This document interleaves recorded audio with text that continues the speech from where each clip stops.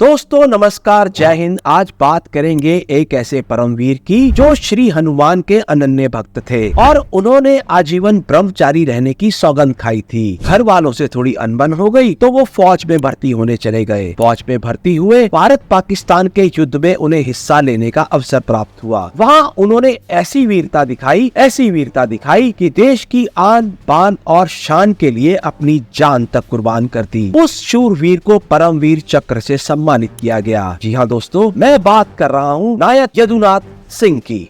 Records में कई जगह इनका नाम जदुनाथ सिंह लिखा हुआ है और कई जगह यदुनाथ सिंह लिखा हुआ है। खैर, वीर तो वीर ही होते हैं। परमवीर चक्र श्रृंखला के पहले 3 भागों में हम बात कर चुके हैं। मेजर सोमनाथ शर्मा, लांस नायक करम सिंह जी और मेजर रामा राघोबे राणे साहब की। आज इस एपिसोड में हम बात करेंगे नायक जदुनाथ सिंह साहब की, जिन्होंने 1947-48 के भारत पाकिस्तान युद्ध में अति असाधारण वीरता का प्रदर्शन करते हुए देश के लिए अपने प्राणों का बलिदान देकर तिरंगे की शान को बरकरार रखा। इस प्रकार की वीर गाथाओं को जानने के लिए मेरे चैनल को सब्सक्राइब कर लीजिए और इन वीरों की वीर गाथा को अपने मित्रों और परिवारजनों से साझा कर इन्हें श्रद्धांजलि अर्पित करें। शान तेरी कभी कम न हो, ऐ वतन मेरे वतन। तो बढ़ते हैं जदुनाथ साहब की गाथा की ओर, जिसकी शुरुआत हुई 21 नवंबर 1916 को उत्तर प्रदेश के शाहजहांपुर जिले के खजूरी गांव से, जहां उनका जन्म हुआ।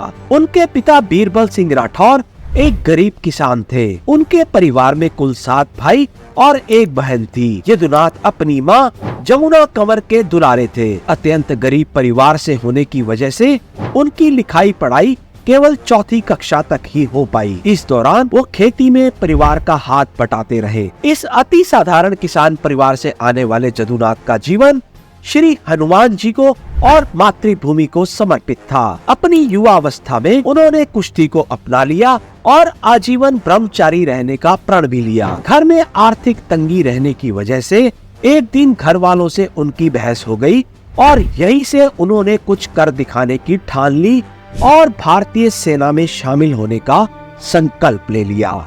21 नवंबर 1941 को 25 वर्ष की आयु में वो फतेहगढ़ के रेजिमेंटल सेंटर में राजपूत रेजिमेंट में भर्ती हो गए। जदुनाथ सिंह विशुद्ध शाकाहारी थे। सेना के वरिष्ठ अधिकारी उन्हें नॉनवेज खाने को प्रेरित करते हुए कहते कि मांस मच्छी खाया करो, शरीर में ताकत आएगी, तभी तो दुश्मन से लड़ पाओगे। उन्होंने एक दिन ऐलान कर दिया कि अगर किसी ने उन्हें कुश्ती में हरा दिया तो वे मांस मच्छी खाना शुरू कर देंगे, लेकिन अगर वो जीत गए तो उन्हें दूध दही की डबल डाइट देनी होगी। तो कुश्ती का ये मुकाबला करवा ही दिया गया, वो भी एक साथ 2 जवानों के साथ। लेकिन जदुनाथ तो हनुमान जी के अनन्य भक्त थे, वो भला कहाँ हारने वाले थे। हुआ भी यही, उन्होंने उन दोनों जवानों को पटकनी देकर चारों खाने चित्त कर दिया। इस प्रकार से उनकी डाइट भी 2 गुनी हो गई। ट्रेनिंग के बाद जल्द ही उन्हें द्वितीय विश्व युद्ध में शामिल होने का अवसर मिला।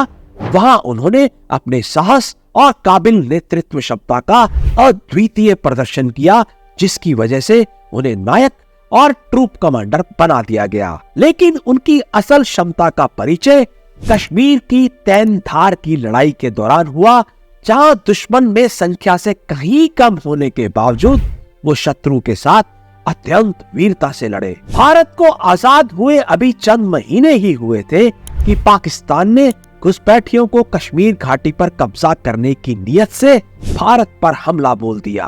6 फरवरी सन 1948 को सुबह का वक्त था, जब जम्मू कश्मीर के नौशेरा के तैनधार की लड़ाई में कश्मीर घाटी को दुश्मन से बचाने के लिए नायक जदुनाथ सिंह के नेतृत्व में उनकी एक टुकड़ी को एक महत्वपूर्ण पोस्ट की सुरक्षा की जिम्मेदारी सौंप दी गई। उनकी टुकड़ी में उन्हें मिलाकर कुल 10 जवान ही थे। दुश्मन भारी संख्या में था। नायक जदुनाथ और उनके साथियों ने दुश्मन पर जोरदार हमला बोल दिया। दुश्मन भी टिड्डी दल की तरह था, इतने मरते उतने और आ जा। लेकिन जदुनाथ और उनकी टुकड़ी ने अपनी पूरी ताकत से उनका मुकाबला किया और हमले को नाकाम कर दी। लेकिन कार्यवाही में नायक जदुनाथ के 10 में से 4 साथी बुरी तरह से घायल हो गए। हालात अभी ठीक से संभले भी नहीं थे कि इतनी देर में दूसरा हमला हो गया, जो कि पहले हमले से भी ज्यादा आक्रामक और क्रूर था। दुश्मन ने भारी गोलाबारी के साथ हमला किया,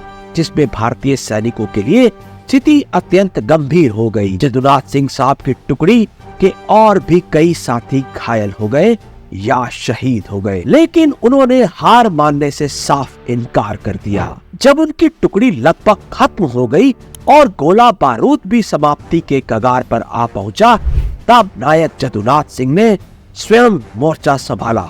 उन्होंने अपनी स्टेन गन उठाई और दुश्मनों पर टूट पड़े। इस आमने सामने की लड़ाई में उनकी दाएं बाजू और जांघ में गोली लग गई और वे गंभीर रूप से घायल हो गए। बेहाल और जख्मी हालत में भी वो अपने साथी सैनिकों का हौसला बढ़ाते रहे। वे इतनी अडिग बहादुरी से लड़े कि जहां पराजय निश्चित नजर आ रही थी, वो भी विजय श्री में तब्दील हो गई। दुश्मन के हमले को उन्होंने दूसरी बार भी नाकाम कर दिया। दुश्मन को जैसे ही आभास हुआ कि नायक जदुनाथ के सभी साथी मारे जा चुके हैं और वो स्वयं भी अत्यंत घायल अवस्था में है, तो दुश्मन ने तीसरी बार हमला बोल दिया।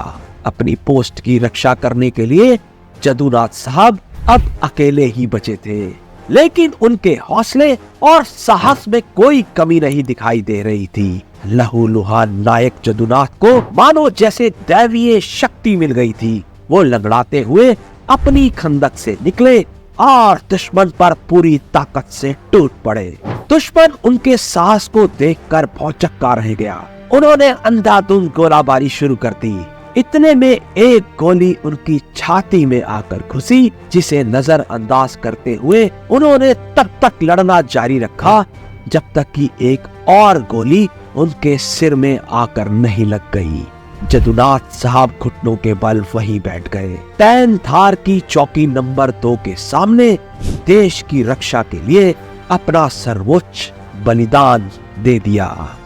उन्होंने दुश्मन को अपनी चौकी पर कब्जा नहीं करने दिया।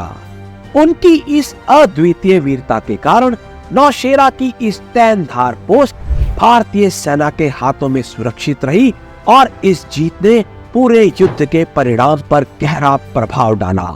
अपने साहस और वीरता की वजह से उन्होंने दुश्मन के हमले को एक बार नहीं, 2 बार नहीं, 3 बार नाकाम कर दिया।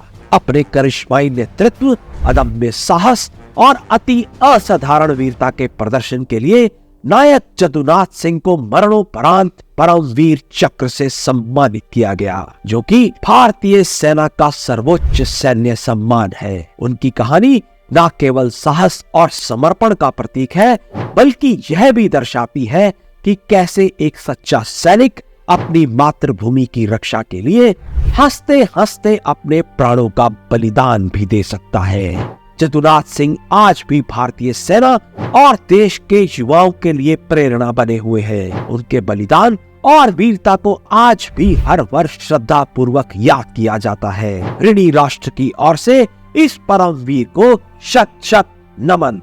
जय हिंद।